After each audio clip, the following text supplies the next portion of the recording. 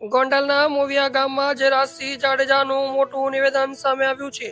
લોકો માટે લડવું એ ગુંડાગીરી નથી, આ તો ક્ષત્રિય ધર્મ છે, એવો દ્રઢ સંકલ્પ આપ્યો જરાસસિંહ જાડેજાએ. જનતા માટે કરે ને એને દાદાગીરી કહેવાય. આમ જનતા માટે કરે ને એને હું એક ક્ષત્રિય તરીકે એમ કહું છું કે મને એનું ગૌરવ છે, મને એનું અભિમાન છે, મને મારું સન્માન છે કે આવી ગુંડાગીરી, અનીતિની ગુંડાગીરી, કોઈની એક ઇંચ જમીન, હું જીવું છું ત્યાં સુધી ગોંડલ તાલુકામાં કોઈની જમીન જો લઈ જાવ તો મારો બાપ બીજો હોય. એમાં પાછી ટોકરી નહીં આલે, ચોખવટ કરું છું. એમાં તો કોનો તો તમે એમ કહેતા નહીં. અરે રાજકારણ મારો વ્યવસાય નથી હો ભાઈ.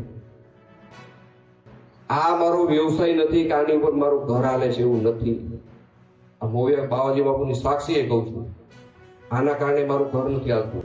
કોઈની એક ઇંચ જમીન, હું જીવું છું ત્યાં સુધી ગોંડલ તાલુકામાં કોઈની જમીન જો લઈ જાવ તો મારો બાપ બીજો હોય.